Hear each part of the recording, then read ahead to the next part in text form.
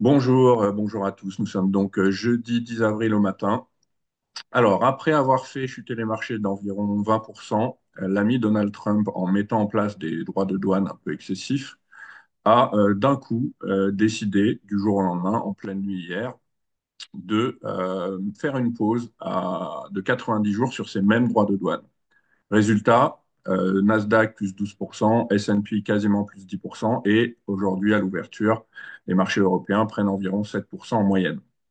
Ça, tout le monde le sait, je ne vous l'apprends pas, tout le monde l'a déjà dit. Ce que je voudrais voir avec vous, c'est que moi, en tant qu'analyste technique, il y a un point très très fort que je surveille qui s'appelle un overlap. Donc, je vais prendre juste quelques minutes pour vous montrer ce qu'on appelle un overlap, vous donner la définition et surtout, vous montrer la mise en application qu'on a pu voir sur les principaux indices. Et là, si jamais je n'arrive pas à vous surprendre, je vous invite à me le dire en commentaire comme on fait d'habitude. Alors, on y va, je partage mon écran et je vous explique tout ça. Donc, intéressons-nous dans un premier temps à la définition de l'overlap. Donc, un overlap, c'est donc une borne de polarité horizontale qui va jouer tour à tour le rôle de support et de résistance. Autrement dit, dans un marché haussier, l'overlap va donc être un seuil de résistance majeur qui, une fois dépassé, viendra donc jouer le rôle de support. À l'inverse, puisque tout est symétrique en analyse technique, dans un marché baissier, l'overlap va donc être un seuil de support majeur qui, une fois enfoncé, viendra jouer le rôle de résistance. Regardons d'abord une petite animation pour comprendre un peu mieux en image. J'ai donc ici mon seuil qui va d'abord être le seuil de résistance majeure. Comme on le voit, le marché à deux reprises n'arrive pas à dépasser ce seuil. Une fois qu'il aura réussi à dépasser ce seuil, on voit de quelle manière la zone de résistance est devenue une zone de support où le marché a rebondi à deux reprises avant de repartir à la hausse. Je vais maintenant vous montrer une mise en application qui, elle, va être beaucoup plus parlante. On rentre vraiment dans le dur, c'est-à-dire la réalité du marché. On n'est plus sur de la théorie. Donc, on est d'abord ici sur le S&P 500, d'accord? Et on remarque sur le S&P 500 qu'on a eu une zone de résistance majeure ici qui avait arrêté les cours avant de reprendre une nouvelle tendance. Je vais donc tracer ici mon overlap sur cette zone de résistance et je vais constater que le rebond de cette semaine sur le marché américain a pris place exactement sur le même niveau. Donc effectivement, cette zone de résistance est devenue une zone de support en overlap.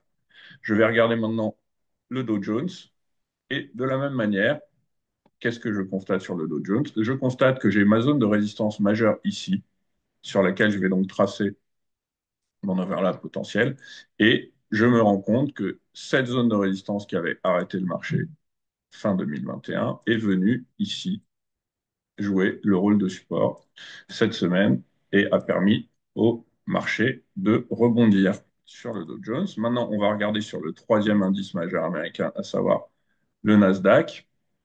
Donc le Nasdaq 100 ici. Qu'est-ce que je constate sur le Nasdaq 100? Je vous le donne en mille, que cette zone de résistance majeure qui avait arrêté les cours toujours fin 2021 ici est venue jouer le rôle de support majeur cette semaine et donc a permis au marché de rebondir de la même façon.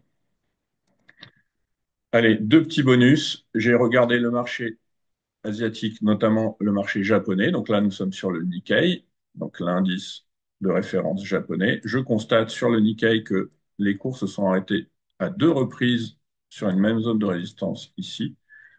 Je vais tracer mon seuil de résistance majeur ici et je constate encore une fois que cette fois à trois reprises,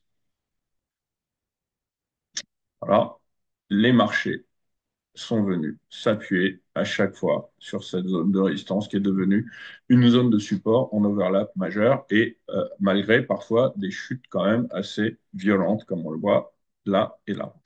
Enfin, dernier bonus pour ceux qui suivent la crypto, on va regarder maintenant le Bitcoin.